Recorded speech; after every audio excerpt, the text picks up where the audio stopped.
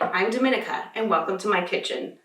Something I love about living in the Bay Area is we have access to amazing ingredients that we can use in cooking. And one of my favorite things to do is to play around and create fusion food. So today I'm going to make for you an Indian-Italian fusion stuffed bell pepper. You don't have to memorize all this information. At the end of the video, I will list all the ingredients and the amounts to be used. But I did want to talk a little bit about what's in front of me. I know it looks like a lot, but what's amazing about this recipe is that you can add and take away based on your liking or what you have in your pantry. So what we have here is salt and pepper, finely chopped garlic, chopped ginger, cumin, paprika, garam masala, Italian seasoning, of course, if you're in my kitchen, a shallot, half a serrano pepper, finely chopped, about 5 or 6 sprigs of cilantro, finely chopped, and we have a little bit of Parmesan cheese and half a can of tomato sauce. There is some ingredients I'm going to pull from the refrigerator in a little bit, including ground turkey, a touch of cream, and a few other items that I'm keeping refrigerated for now.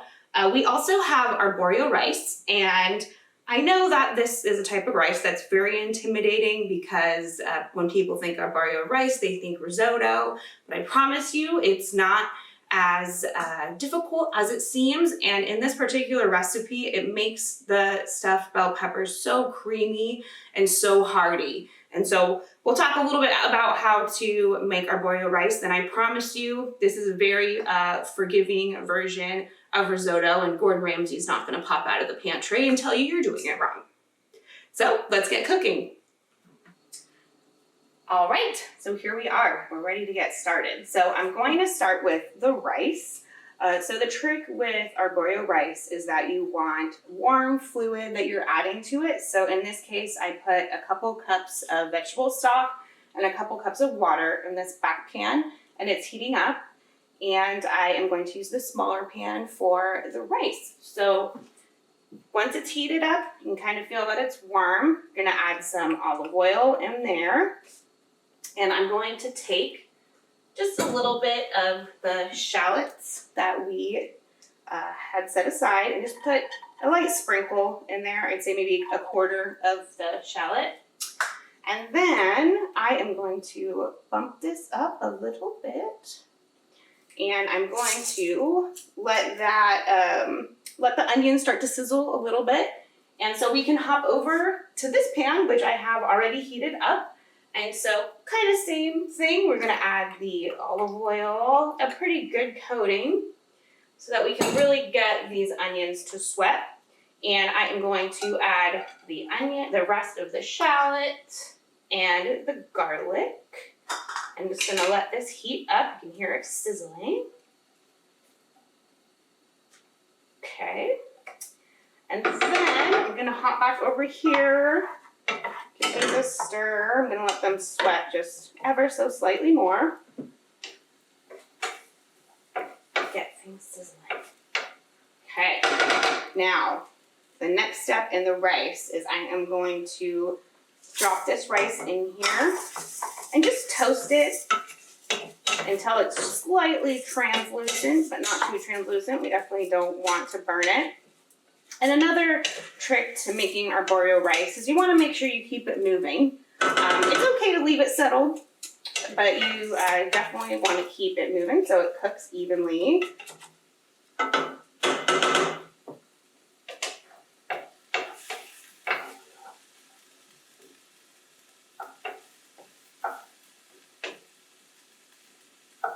Right, it's starting to smell good in here. So I am going to add the chopped ginger to my onion and garlic mixture in the pan and let that continue to cook. And I'm going to hop back over to this rice that needs all the love and care, and I am going to ladle by ladle add the fluid. So what you want to do is you want to add some of your mixture, and you can use vegetable stock or meat stock, but adding a little bit of water helps to water it down, literally. So I'm going to put that in there and keep it moving, like I said before. And I am going to wait to add more until this has been completely absorbed in the rice. And I always like to have just extra food because it's a lot easier to add that vegetable stock and water mixture, but it's harder to pull it out of the fridge and rewarm it when you're in the middle of cooking. So I recommend having a little extra. So now that our onions have been given a chance to sweat and everything is mixed up here, I'm going to add the ground turkey.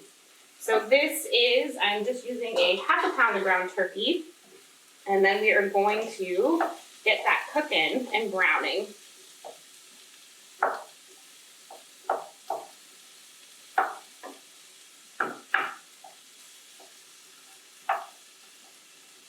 Once the turkey's been cooking for a few minutes, you can see it is changing color. I am going to add the rest of the goodies. So we have about a half of a can of tomato sauce, and my goal is to just kind of make sure it's distributed well enough so it coats that turkey.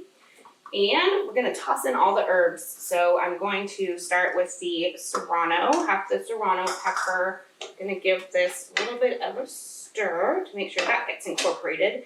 If you want it a little bit more spicy, you can keep the seeds in. If you don't want it spicy, then you can take the seeds out. You can also substitute a different pepper if you prefer. And then I'm just gonna add the rest of these amazing spices that we have here. Salt and pepper to taste, our paprika, and then our chopped cilantro. And now, after incorporating this, I'm gonna let this simmer for about, I would say, 5 to 10 minutes. It really depends on your stovetop. But just, you want it to reduce so that it's a little bit more of a thick mixture.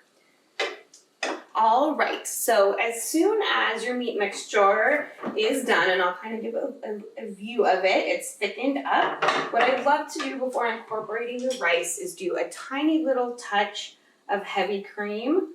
Of course, this can be omitted if you don't want to mix dairy and meat, but just give that a little bit of a turn. Again, it just adds to that richness and creaminess of the dish. And then I'm going to take the arborio rice. So with the rice, it's about 3/4 of the way done. I leave it a little bit chewy because it's going to continue to cook when it's in the oven. So I'm going to incorporate these two. And then we're gonna put the good stuff in the bell peppers. Some people prefer to have them stand up with a little cut on the top. I think that this is just a little bit easier to cook and easier to eat when they're cut this way. I'll leave it up to you how you wanna do. So of course what we're gonna do is we're gonna fill these bell peppers, throw them on the sheet pan. I am going to sprinkle a little bit of the Parmesan on top and stick it in a preheated oven at 400 degrees for about 15 minutes. Now it's time for the best part. I have to take a taste.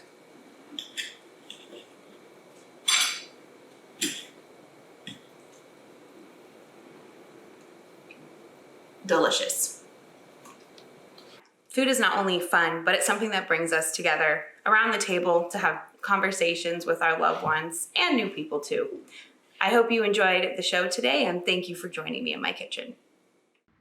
Today's show was brought to you by Rams Inc. You can learn more about this great nonprofit at ramsinc.org.